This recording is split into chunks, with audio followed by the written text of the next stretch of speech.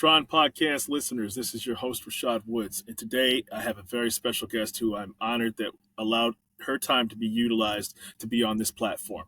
She's the co-founder of the Earth organization, Barbara Wiseman. Thank you so much for your time. Rashad, thanks for the invitation.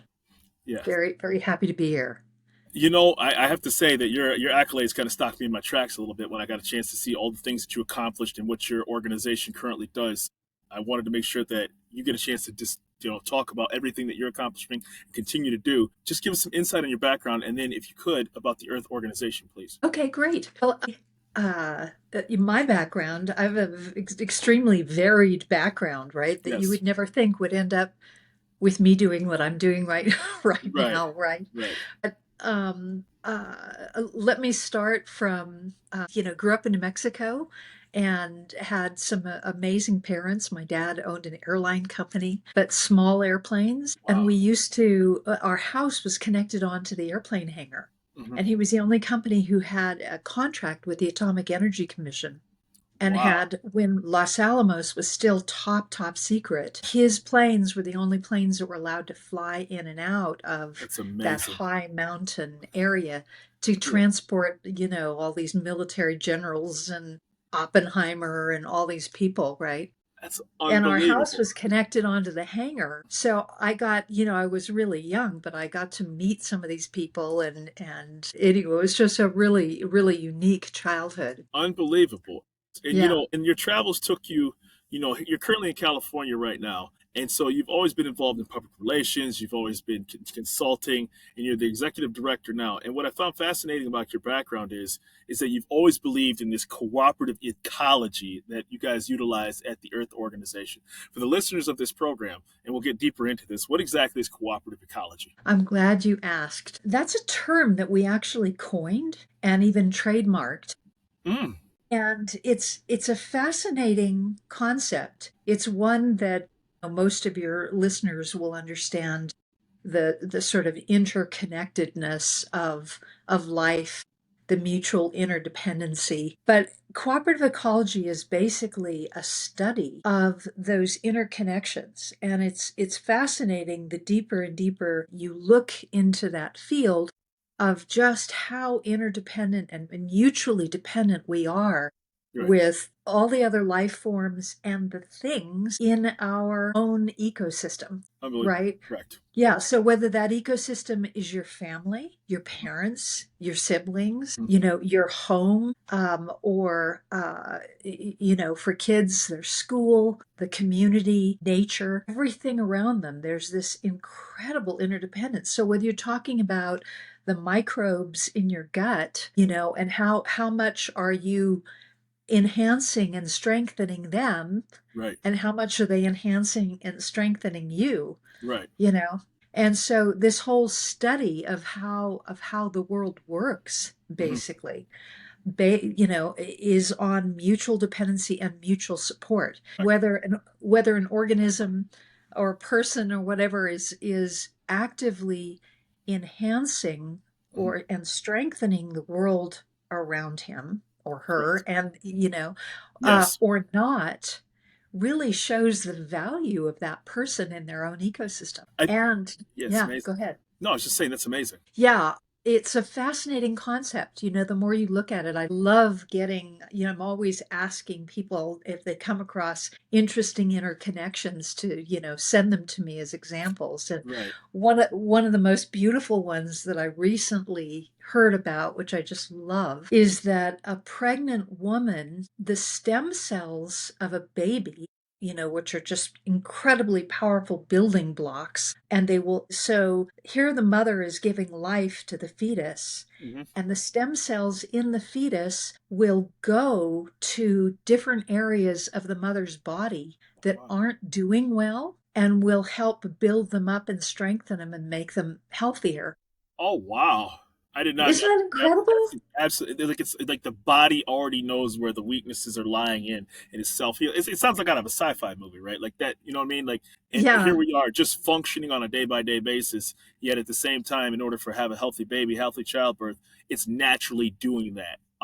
yeah. Instinctively because it knows that that's where the body needs those resources. That's amazing. Yeah. Yeah. And it's interesting to me too. I mean, a completely different kind of example, but similar. For many, many, many years, people just ignored the fact that matriarchs of elephant herds would use their trunk and sort of smell and investigate the poop of the rest of the herd. Okay. And, that was just kind of ignored as, well, that's just what they do. Yeah. But Right. then when it was found out that she's actually smelling and perceiving what supplements, what additional minerals or vitamins Yeah.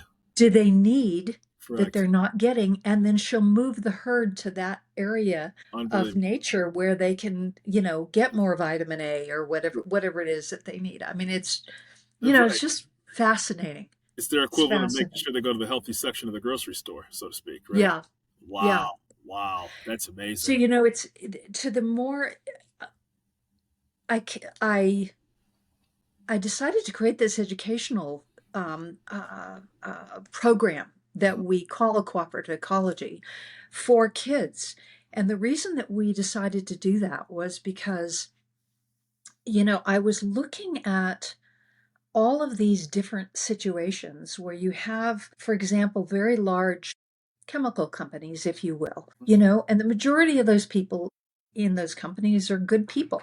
They care Correct. about their families. They're trying to get along in life. They're trying Mhm. to do good, right? And a lot of the products that come out of those companies are good products, but that Unquestionably. some of those products are really destructive, right? And you wonder, what is this disassociation where somebody who's creating and distributing a product like that, how could they think that that's not going to come back around Mhm. and cause them cancer or their kids cancer or their, right? Right. And so I realized in trying to resolve that or help kind of create a sea change in creating a society that's making more constructive choices, Correct. we realized that we could take this concept of cooperative ecology and really get kids to understand it. Kids, teenagers, for example, who in just a few years they're going to be decision makers in, Absolutely. these kinds of companies. Without And question. so I love the program that we put together on this. We have some educational materials and it takes them through, we've got different age groups, materials for different age groups, but it takes them through a whole series of drills, of practical application to get them to really get this concept. Not that it's just some nice theory that they learn about Right. in school, right? But they Correct. really get how it applies to them. Mhm. And here's how we do it. Within these books are these drills. And the first one is make a list, and every drill is 4 steps, right? And Okay. the first step is, and the first drill is make a list of everything your mom does for you that makes your life better, happier, or safer, Oh, wow. right? Yeah. And then step 2 is good. Now make a list of everything you do for your mom that makes her life better, happier, or safer, right? Yeah. And you don't have to go, wow, look how much longer your mom's list is. The kids actually, it's amazing. They immediately start to get it, right? Right. Then Right. step 3 is good. Now think of something you could do for your mom Mhm. that would make her life better, happier, or safer, and go Right. do it, right? Absolutely. Right. And then step 4 is good. Now step back and just take a look. Did your own life get better in any way as a result of doing that for your mom? Okay. Right? Okay. Yes. So then we do the same 4 steps on their dad. Make a list of everything your dad does for you that makes your life better, happier, safer. Yeah. Make a list of everything you do for your dad that makes his life better, happier, safer. Go think of something you could do for your dad, that'll make his life better, happier, safer. Go do it. Okay. And then did your own life get better as a result? Wonderful. Then we have them do the same 4 steps on at least one of their siblings, right? That one's always really interesting, That's right? a What good does your question. older sister do for you? It's a loaded question. If you ever want But at honesty, the ask a kid, though, right? If you ever want something to be totally honest, always ask a kid. Absolutely. Absolutely. It was very cute. We did that with one little boy stands out in my mind where he was 11 years old and he could not think of anything that his sister did for him that made his life better, right? And so on step 3, he decided that he would wash the dishes for her so she Oh, didn't have to wonderful. do it one night. That was his step 3. And when Yes. I asked him, good, did your own life get better as a result of doing that. And he said it was really nice not to have an angry sister. See, but as long as but you still made him think. You still pushed him Yes, to try to find something out of that situation. exactly. That's the most important. Then we do the same 4 steps on their home. What does your home do for you that Hmm. makes your life better, happier, safer? What do you do for your home that makes it a better, happier, safer place to be, Right. etc.? Then we have them do it on a teacher Hmm. and then on their One. school. That's always And it keeps really interesting. expanding past their circle, right? So you're consistently like it doesn't just stop with one because people can they have to start thinking really detailed about things. Yeah. And their school is in their ecosystem. That is a part of their life. It's one of the dynamic parts, important parts of their life. Yeah. Yeah. Then we have them do it on something in the community, Mhm. and they can pick whatever that is. It could be a grocery store, it could be an after school program, it could be, Right. a community center, it could be a church, Right. whatever they want, and go through those same 4 steps with that. Then we have them go out into nature Oh. and do the same thing on something in nature, a park, a trail, whatever, a lake, and Right. do the same 4 steps. And then the final drill of that particular set is that we then have them go out in nature and just pick 2 things that are close to each other and then look at them really closely. Like, what Mhm. is that tree? Can you see anything that tree is doing for those ants? And are Yeah. those ants Yeah. doing anything for the tree? Right. Right? Right. Right. And the whole process of this, at the end of it, they really begin to Interconnected. get how this applies to them. Yes. Again, not just some nice theory, but Right. actually how it applies to them. And begins to see that the things they do come Impact. back around and Right. either make their life better or worse. Yes, and everything is really interconnected, right? So when you start from the home, you keep expanding slightly outward, and then it becomes how everything impacted everything that you did, and then it makes you Right. start thinking, okay, what does that tree? To your point, how is that impacting that animal in that forest? And when I heard of your organization, and I say this very respectfully, people can sometimes think that people who are trying to make an ecosystem better are not realistic about the political and social dynamics that are trying to do such a thing, right? That does not mean that there shouldn't be hunting. That does not mean that every animal in every situation is a case. It's a case by case basis. This is your field of work, not mine.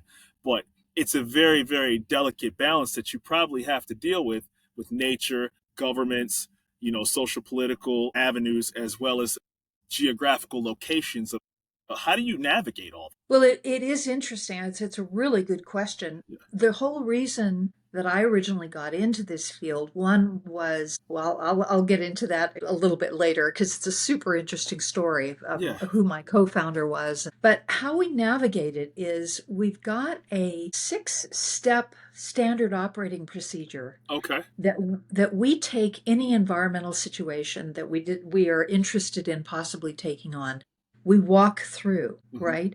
And the first step is, let's say we've been hearing about some environmental situations through the media, and we're all going to die next week if we don't handle this. Right. And right, and just super alarmism and a lot of generalities The and headline grabbers. no solutions. The solutions are, get rid of people, Right. right? Which is no solution at all. Yeah. So the first step of our 6-step process is we research to find out first and foremost, does that situation actually even exist? Right. Or is it just some other thing being For sure. promoted in the media, right? Absolutely. Yeah. So if it does exist and it's important enough that we feel we want to take it on, then step 2 is we research it thoroughly to find out what is the honest to God source of the problem. And Right. it's never what's being promoted. It's Right. always at least somewhat different, and a lot of times completely different is the actual source. Then step 3 is once we found the source, then we find a solution that works for everybody involved, not just the spotted owl, right? Not Yeah. just, one vested interest, but Right. what works for everybody: people, jobs, Yeah. economy, business and industry, as well as nature. For sure. For sure. Yeah. It's Then got to be. step 4, It's amazing. sorry, These are amazing steps, by the way. Amazing steps. cool. Cool. Yeah. They're just very logical. It's just very step by step logical, right? So, step four then is we then get that solution implemented. And depending on what the situation is, we either implement it ourselves, as in this, this whole COECO education program is based on a lot of research done about like how can we actually get more people engaged in understanding and making better decisions. Yeah. But environmentally, it's very fundamental. Hmm. But or in getting a solution implemented, we may get it into the hands of another organization that will do so competently, so Got it. we can go on and do the next, to the next issue. Right. Right. Then step five is we create educational materials based on whatever that situation was, to create, based on all the lessons learned from steps one to four, right? And Yes, then step six is just rinse, repeat. Go find the next environmental situation and for put sure. it through those same set of steps. The whole reason I got involved in this area in the first place is because when I stepped back and looked at what was going on, there was so much false data being purveyed. There was so much alarmism It's being unbelievable. purveyed. It's Yeah, unbelievable. and so much like, people with the best of intentions just listening to the media, just listening to, being kind of led by the nose in a lot of ways down Right. pathways, thinking they were doing the right thing, and then trying to implement solutions that either weren't going to solve it at all and usually ended up being the next problem you had to solve, For sure. right? Sure. So yeah, I just saw so much of that going on that I decided to get into the field. Well, that's amazing. That's amazing. And so I didn't mean to cut you off, but it seems like, I can only imagine, what works well in one state, and this is just in 50 states in the country, right? What works well in Michigan would not work well in Oklahoma, would not work well in Boston, Massachusetts. There could be a particular species that you have to navigate state, local, even federal lands. All these things have to be encompassed to make a decision. And this research, I'm imagining, can take quite some time. Absolutely. It absolutely can, depending on the complexity. I mean, sometimes we'll take something on where it's just like, things fall into place really fast. But other times it takes years and years and years to walk through those steps, Right. definitely. And So, yeah, it's fascinating. And every different area tends to be quite complex, with a lot of different factors, particularly when you're looking for solutions that work for everyone, right? Then there's a lot of different factors to look at to figure it out. But right. it's fun. It's really fun. Yeah. And one of the things that I have found that just continues to amaze me is that there's always a solution. That is very true. That is 100% true. You're absolutely Yeah. correct.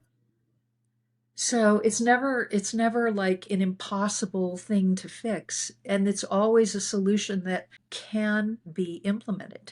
Not some big thing that's going to destroy mankind or wipe out some industry or something like that. There are solutions that can be brought to bear that do work for everyone. Well, obviously there are industries that are heavily dependent on the status quo, and and we are dependent on them as people as well too. There's a great show on Paramount. It's called Landman. I don't know if you've seen it or not. It's No. Billy Bob Thornton. So he's talking to he's an oil executive, kind of like the field operations manager, so to speak. And then there's a woman that drives an electrical vehicle, and she's they have contrasting personalities. She's the attorney that came from out of state, and she's saying, I don't understand this industry. And then he gives a really good speech in one of the episodes about how you have to drill to get these electric batteries. The oil's powering the wind turbines. It's in your toothpaste. It's in your trash bag. And he goes down a laundry list of items of everyday use. And he's sitting back and saying, well, you want my industry to go the way of the dodo, so to speak, yet all the things you utilize on a day by day basis are directly related to my industry. Yeah. You know? It's utterly naive and unworkable to, be, at least so far, to be trying to take out the oil industry. It's ridiculous. It's Right. absolutely ridiculous. But there are other solutions. I'll give you a great example. Would love to hear it. Yeah. During the BP oil spill, which was as bad as it was way worse than what the media was. I've heard that. I have heard that. It was really incredible. That's crazy. So, uh, so I went into the Gulf states and I spent a bunch of time there, and I wasn't looking for a single solution Mhm. to clean up the oil, right? I was looking for any solutions that would work that we could advocate for and help these companies who were really having trouble with a very, very corrupt EPA at that time, very corrupt. Can only imagine. And and so all these solutions, there were over 100,000 solutions that were offered up. I Unbelievable. mean, everything from mushrooms that soak up the oil, to God knows. I mean, it was just like unbelievable, the tsunami. Yeah. But most people didn't know that there's something called the NCP list, the Okay. National Contingency Plan list. And for you to be used, even to be considered, for your product to be considered when an actual spill happens, you have to already be on that list. If you're not on the list, you could have the greatest product in the world. Wow. They won't even look at it, right? Nuts. So, yeah. So, so there were at that time I think about 100 products on that list. So as soon as I found out about that list and that nothing else could be considered, then it was a matter of vetting the products that were on that list to see which ones are the best ones, which Right. ones could we Right. advocate for, right? Right. So, long story short, and I have this very, very simple, logical list of guidelines of here's the kind of products we're looking for. It have to have these basic guidelines. One, it has to be something it's a company that has the manufacturing capability Right. to produce, what's needed to handle this, Absolutely. Without right? It question. can't be somebody with a couple of gallons in their garage, that they made up. Unfortunately, those people It exist had, too. You know, what was that? when money gets passed out, unfortunately, those bad actors start rearing their heads too. Yeah, yeah, yeah. The other things, some of the other things on our list of common sense guidelines is that it couldn't be toxic, couldn't make things worse. Correct.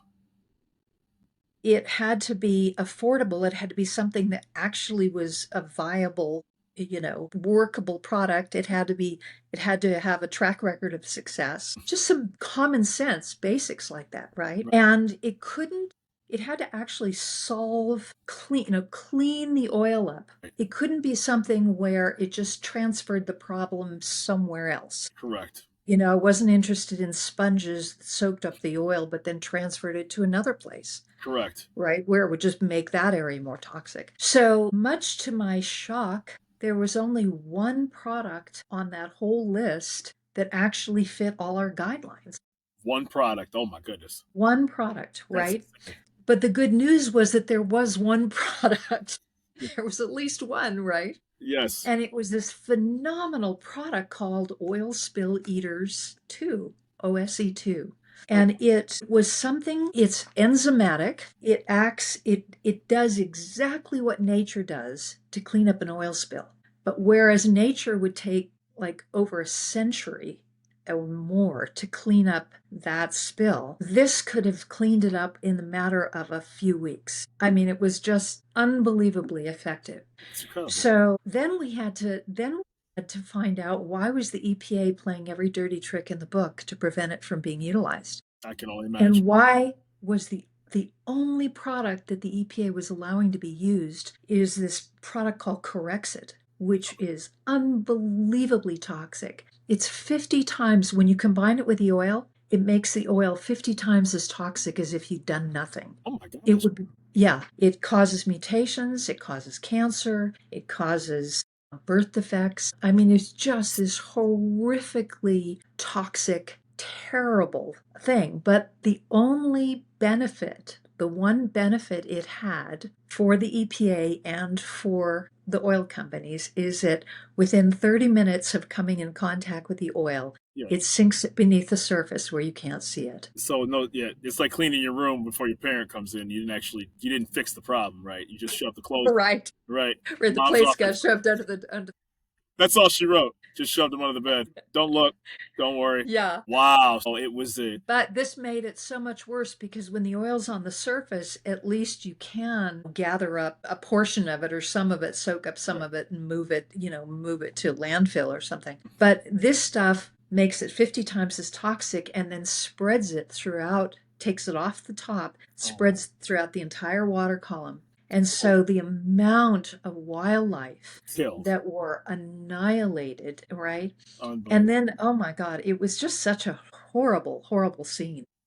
I remember about that as a kid. I remember the incident as a kid. Yeah, it was bad. We never were able to get the EPA to allow it to be used on the spill. But interestingly, we wrote a paper Oh, on it. Yeah, we wrote a paper on it. We compared it to this other, to Corexit, showing how, here's this great solution, and how about we use this instead? And that paper has been a part of helping to get that technology now used in 70 other countries around the world to clean that's up massive oil spills, right? that's amazing. That's and that's got to be a tricky one to navigate because nobody wants to have it's such a booming industry. It has so many different jobs to it, and ultimately, usually you find out in government, and this is certainly not a political show. Usually, the person running a section of government used to work for a large corporation themselves and just came across the street, right? So now you have kind of what you call a conflict of interest where you're not really trying to go after your friend or your former board member, and it gets very difficult to kind of police yourself in that regard. Yeah. Yeah. Well, this particular event was interesting in terms of our involvement because we're not anti-oil companies, Correct. right? We wanted to find a solution that worked for them as well, right? Because without that, it wasn't going to get implemented. Right. Interestingly, there were BP scientists that were shown this technology Mhm. and they got really interested in it and wanted to use it. But the EPA wouldn't let them. That's incredible. That's absolutely that's insane to me. Yeah, Right? That's it insane. was insane. But follow the money, Yeah. because there's another oil company that owned Corexit over, the past, since the Exxon Valdez. They had managed to get the EPA to allow them to have a total monopoly Yeah. on oil spill cleanup. So all oil Of companies course. will stockpile Yeah. this horrible product. But because it's stockpiled, when a spill happens, that's all they've got. Exactly. And that's all the EPA will allow to be used. So why would they stockpile anything else? Unbelievable. Right. But yeah, but then we even had to research and find out where was the money changing hands, and it was definitely changing hands. I mean, it's definitely, and not only that though. I'm sure that there's some very powerful lobbyists involved with that particular product and other products as Yeah, well too. Because when you yeah, watch the news and I mean, there's lots of smart people, far smarter than me. I'm just a host on on this podcast and get your time. But it'd be naive of anybody to suggest that all of the people who are smart who plan for these particular events don't have solutions that they plan 5, 10 years advance or of very severe situations that are saying this particular item works and then somebody stonewalling it, whether it's a senator, whether it's at the federal level, the state level. It gets very, very nuanced when you realize the inner workings of the quote unquote machine at work, so to speak. yeah, yeah, yeah. It's true. That's terrible. That's really terrible. But I think it's interesting viewpoint, and kind of unique in the environmental world Mhm. for the Earth Organization to have this viewpoint that we want to help business and industry. We Right, want, mankind is basically good and primarily right, wants to do the right thing. If they don't know how to do the right thing, or they don't have the resources to do the right thing, correct, then you end up with a lot of bad choices, and destructive environmental effects get created. right. Um, you asked me, uh, kind of how I got started in this. Mhm. And let me tell you about my co-founder, because he was such an amazing person. His Dr. name was Lawrence Anthony, right? That's right. That's right. So Lawrence owned a wildlife preserve in South Africa, and he was world renowned for two things primarily. The first was that he was the man that went into Baghdad at the beginning of the war in 2003 and rescued the Baghdad Zoo. So Oh, when wow. everybody else was, yeah, when everybody else was fleeing, when the tanks were rolling into the coalition forces were rolling into Baghdad. They couldn't believe it, but Lawrence managed to get into Baghdad, and he ended up staying there for 6 months in the middle of this war zone, protecting and rebuilding the habitat for the Baghdad Zoo. That's unbelievable. And it's an incredible story. I highly recommend the best-selling book that he wrote about it called Babylon's Ark. And you can get it on Amazon. And it's just a fabulous story. And in the middle of that, 2 months after he first got there, four of the top environmental groups in the world showed up to help. And even with the best of intentions, they didn't know what to do. So they just became a problem. Oh my. And the only thing they did that was positive is they brought in a truckload of supplies for the animals. And so when they first arrived, the zoo staff were, practically dancing in the street. Within 4 days after they'd been there, everybody wished they had never come Mm. because they were there just to get media to Right. show their millions of members that they were there. They raised What? millions of dollars off the back of the incident, and not a dollar of that went to the zoo and what Lawrence That's was trying to get crazy. done. They took credit for what he was doing and then they left, right? Once the cameras left, right? Once the cameras left. Yeah. Yeah, exactly. Jeez. So he was pretty disappointed in what he saw. And at that time, I was the executive director of a good sized management consulting company in California. And he and I were good friends. And Mhm. so he asked me if I would help him start a nonprofit that would be dedicated to finding and implementing real solutions Right. to environmental issues and conservation issues. Right. So that's where we started. But Wonderful stuff. another thing that he was known for, which was just amazing, is that he had rescued a herd of wild elephants that were going to be put down. They That's were, amazing. yeah, they were traumatized as a herd. It was the remnants of two herds that had been culled and killed and sold off for circuses and that sort of thing. And so they hated humans, and they were Oh, tromping around their area of Africa, and it being very, very dangerous, turning over jeeps and tromping through villages and stuff, right? So one day Lawrence got a call from a friend saying, look, there's this herd of troublesome elephants, and we're going to put them down, but we understand that you wanted to repopulate your preserve in your area with elephant. If you want them, we'll give them to you. You just have to pay for their shipping. not So there exactly were sending a UPS package, so, right? so there were seven of them, seven Oh elephants. my gosh. And so, long and beautiful story short, he got them to the game reserve. But the story is so incredible Mm. because he hired this elephant expert who turned out not to be much of an expert on elephants, right? But he hired her, and so she told him, okay, you have to put them into a huge corral, electric fence, cut down all the trees so they can't, because they knew that these elephants knew how to push a tree over onto an electric fence and short it out. Dang. Yeah. So That's crazy. so she came and she directed them. They built this huge corral before the elephants arrived, and there was one big tree in the middle of it. She said, no, you don't have to cut that one down. That's too big. They can't push that over. And so they get them into this corral, and she said, you have to leave them here for at least 3 months and let them just acclimate to the area. Make sure they have food, but otherwise leave them completely alone. Yeah. Let them acclimate, and then you'll be able to let them out into the larger game preserve. So they arrive this one night. The next morning, they're gone. And it turned out that Carry the tree. they went after that one.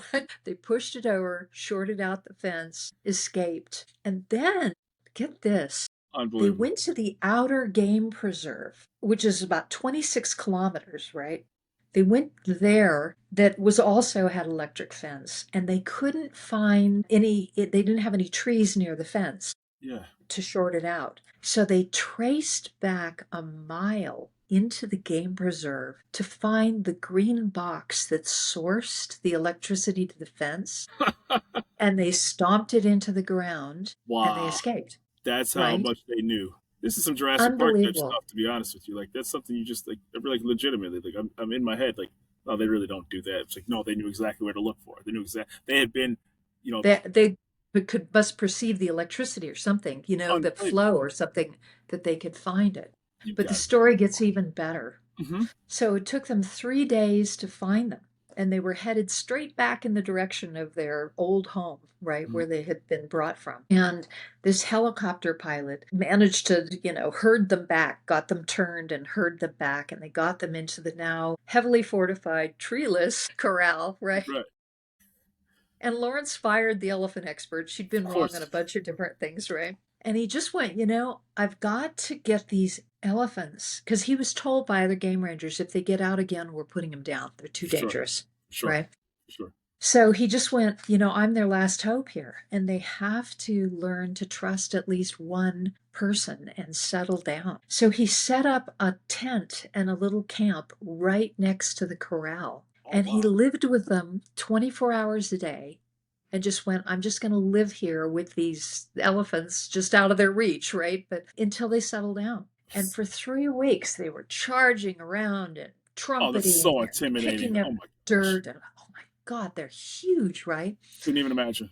Couldn't even Yeah. imagine. So Couldn't even. he would walk around the outside of the corral, again, far enough away where they couldn't get to him, and he would sing, and just talk to them and stuff. And people would ask him, well, what did you talk to them about? And he'd say, mathematics, Bob Dylan, whatever came to mind. That's crazy. After 3 weeks, all of a sudden he described it as though somebody had just turned the hostility light off. It just went boom. And the Yeah. matriarch, they calmed down, and the matriarch came over to the fence and reached her trunk out to him through the fence. And he backed off, of course, right?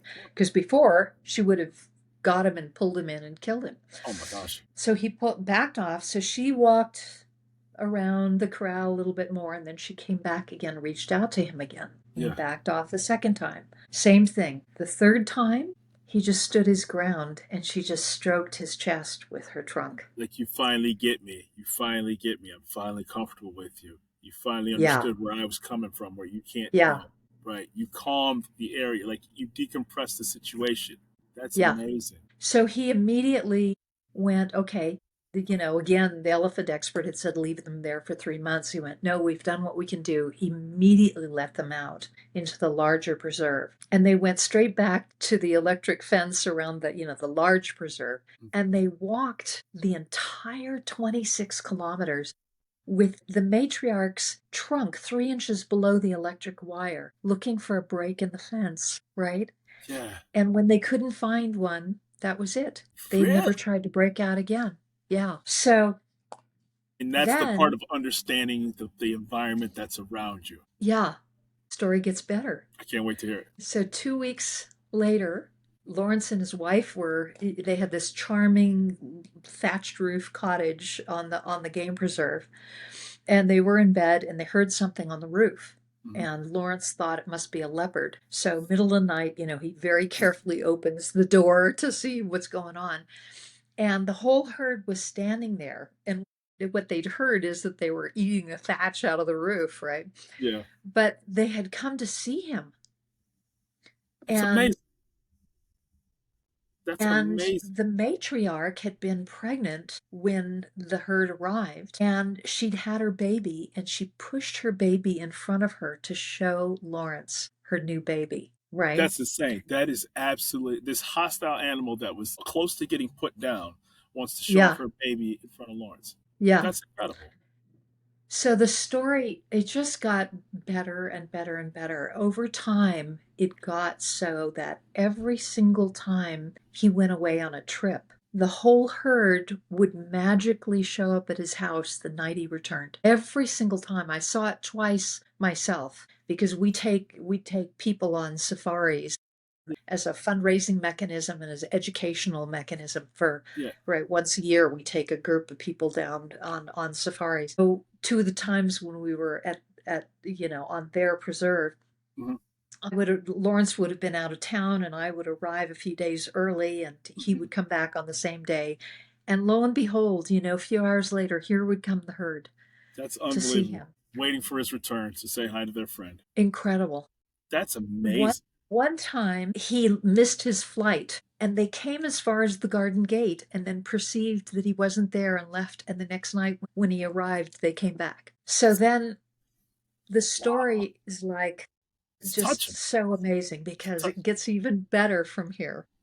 Sort of. It gets more interesting, let me put it that way. Lawrence passed away in 2012, and he was 300 miles away from the game preserve, and the elephants were about 12 miles from the house, and they perceived that he died and they walked in mourning to the house and Oh they my stayed goodness. around the house for several hours in obvious distress. Oh my And goodness. then they did something that Lawrence told me a herd will do when a member of the herd dies. They will go into mourning and they will just, for a few days, they just disappear. These gigantic, huge Yeah. creatures.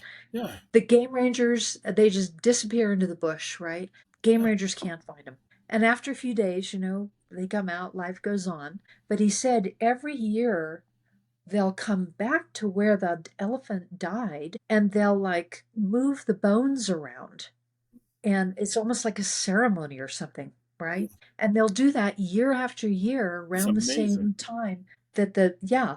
And until the bones are just dust. Correct. For 4 years, the herd returned to his house on the anniversary of his death. The fact that they even know that time was even eclipsed, right? How what how do they have respect of time that they have a good they have a time period that they know that that's the anniversary of his passing. That is incredible. Isn't that it's That's incredible? incredible.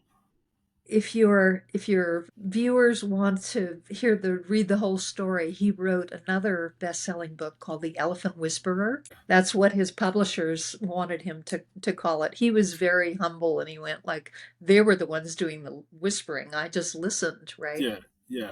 But the publisher went, no, this is a great title. You have to call it The Elephant Whisperer. And the media actually dubbed him that. That's amazing.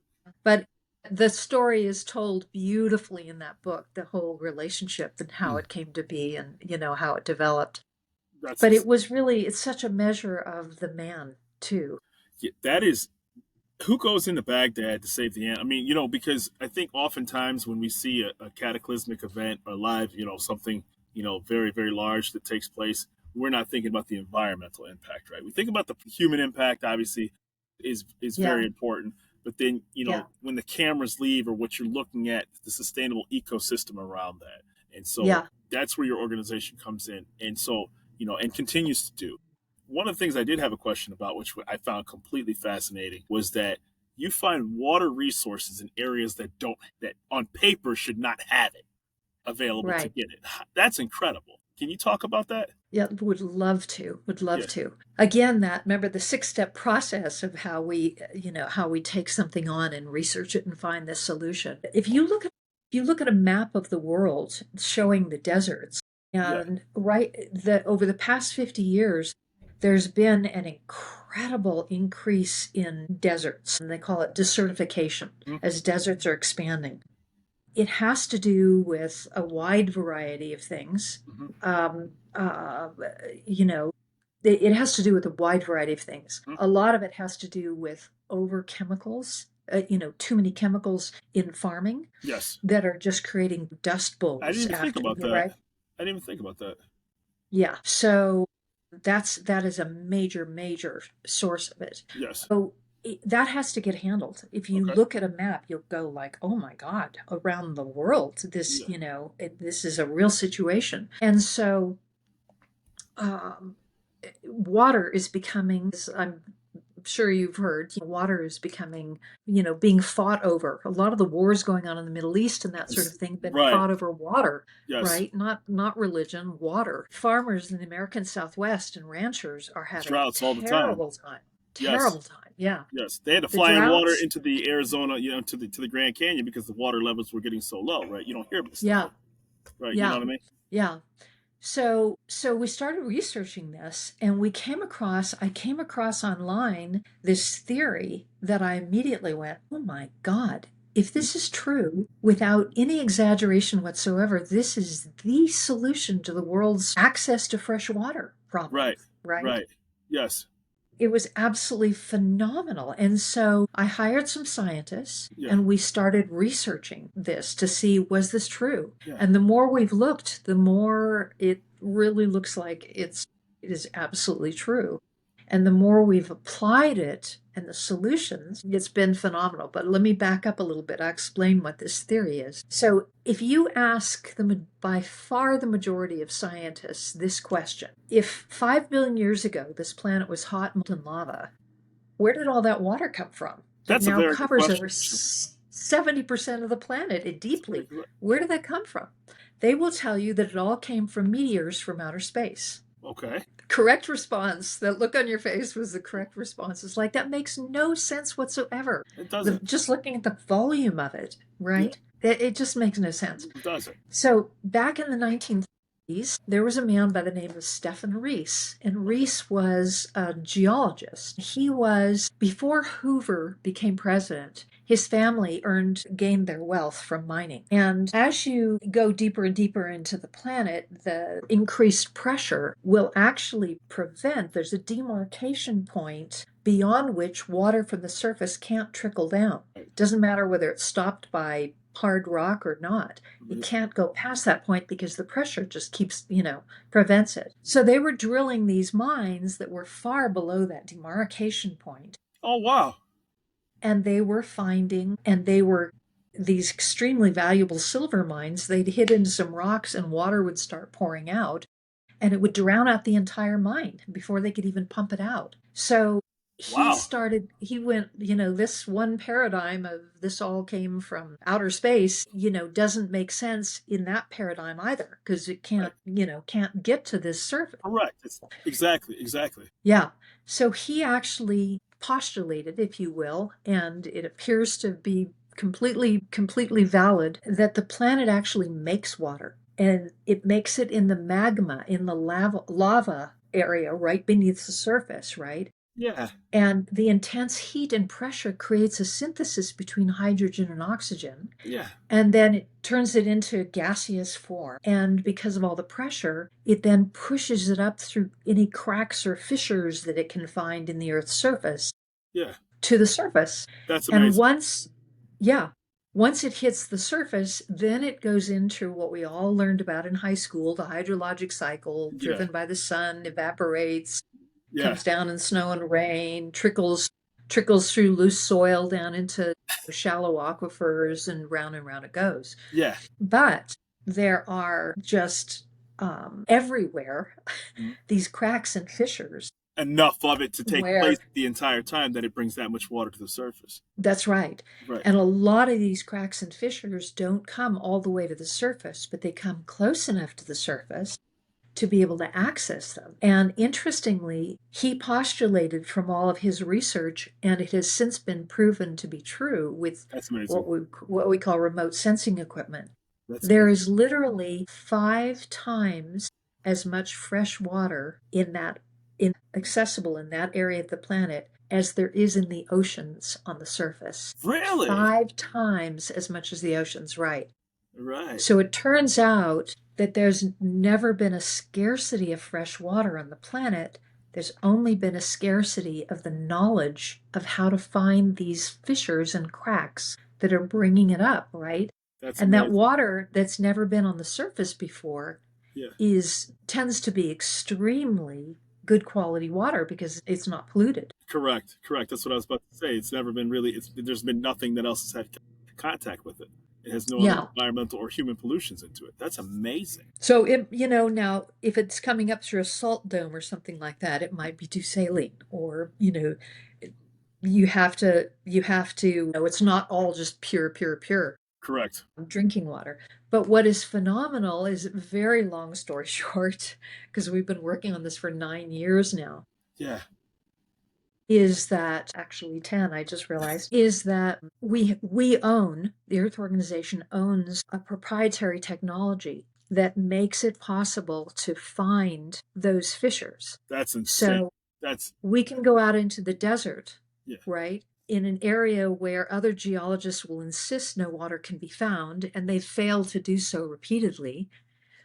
And we can't find water that's not there, Right. right? But if there are any of these fissures or cracks at an accessible depth, we can find them That's with amazing. 100% success. That's amazing. That is absolutely amazing. Yeah. So we've been doing projects all throughout the American Southwest for farmers and ranchers, finding water for them. Right. It's got to be a And we just, godsend for those farmers. It has to be an absolute godsend. it absolutely is. It absolutely is. There's a project that we just, the drilling hasn't happened yet, but we have such a success, we Mm-hmm. have a 100% success rate. Mm-hmm. So, which is completely unheard of in the drilling for water industry. It's usually between 40, 50, maybe 60%. Mm-hmm. But what that means is that 40 to 60% of the time, the landowner, the farmer, the rancher drills a very expensive Yes. dry borehole and they get nothing for it, but they still Right. have to pay for the hole that the driller drilled. Right. Or they'll hit into water either that's inadequate, it's not enough for what they need, or they hit saline water, which is bad as having a dry borehole because you can't use it, Yeah. right? Unbelievable. So our tech is so precise and it takes, it's a very, very in-depth process, Mm-hmm. but it's so precise that when we're done with our analysis of a property, we can literally pinpoint for a driller. Exactly. Don't drill 20 feet away over there, drill right here. Yes. And we can tell them precisely how deep to Mm. drill to hit the water. We can estimate the volume that they're going to get, Unbelievable. right? And we can tell them before they start drilling if it's saline or not. So it Saving takes all the risk. all of the risk, all of the guesswork, and tells them Yeah, exactly pinpointed location where it's at. That is yes, amazing. it is. It is just the importance of it can't be overstated. And it is so thrilling every single time. I started to tell you where we finished the analysis on a property just a couple of weeks ago in Arizona for a ranch. The manager of the ranch was desperate for water, more water, absolutely skeptical, Mm-hmm. because she'd had three other hydrogeologists come in and go, no, you can't, you have to truck your water in, no water here. And but I talked her into, having us do this. Yeah. And she was hoping against all hope that she could get 60 gallons per minute because that would refill a big reservoir that she's got, a reservoir pond, and it would have solved their problems. Plus, it would have been enough Mm-hmm. to completely restore a habitat of about 20 miles from her ranch down to a lake where spillover Wow. from that pond used to spill over and created, habitat for the wildlife and the free range cattle and everything does. That's But amazing. over That's the past amazing. 6 years, it's gone so dry that Mm-hmm. the thing had totally dried up, right? Anyway, we found two sites on her property for the driller to drill. Mm-hmm. We told her exactly how deep, Mm-hmm. and we know that she's going to get at least 400 to 600 gallons per minute. That's insane. Yeah, That's absolutely incredible. That's absolutely yeah. incredible. You guys are absolutely. This is the reason why I started this show was because like you don't see commercials about organizations like this. You don't see, you have to be able to talk to people like yourself to know that things like this are available. And when you hear about the Earth Organization, I'll just call it for what it is. People think of tree hugging, right? Like, oh, they're an earthy organization. They are people who eat. I'm saying that very respectfully, right? It's not No, I about totally understand. It's people. why, yeah. The people would say that not knowing that I am helping the farmer, I am helping the rancher, I am finding water resources. I do, Yeah, we do work with the oil industry to know that they do have a value commodity, but they also have contingency plans in place for cleanup and environmental and business and jobs and creation. And you balance all that exactly. immaculately. It's amazing. I'm still stunned. I'm hearing about this. Oh, that's great. I That's really great. Well, I have to tell you, we need help. We okay. need help. We need, we have different levels of membership and donations. Yeah. We're a nonprofit and we really, really need a lot more support to be able to expand these programs that we're doing and our work. But it's, This is incredible. I'm so proud of the work that we're doing. And I know Lawrence would be so proud I to can only see, imagine. what we're doing in his name. And This is so, It's incredible Please, stuff. if any of your viewers want to get involved and help support us, we're looking for volunteers. We're also looking for, more donations and members. I think one of the most incredible things was, to be able to actually have time out of your schedule with the, it's still, I feel like in an hour, I still haven't done justice to what your organization does, what your accomplishments are, and what you're going to continue to do.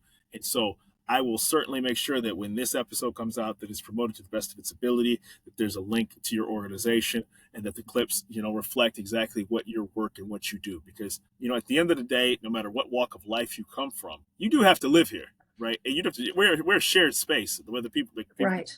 regardless of whatever people feel about certain things, you do have to breathe the same air as me. You know what I mean? So we do. We have to breathe the same air. Exactly. And our kids, are Yeah, we want them all to survive and thrive absolutely. and do even better than we've done. That's amazing work. So, just real quick, I always ask this of every guest. The Earth Organization, where can people, obviously, they don't need the show, but for the purpose of this episode, where can they find Barbara Wiseman and the work that you do? They should go to our website. It's not www, it's https://, the Yeah. typical start, right?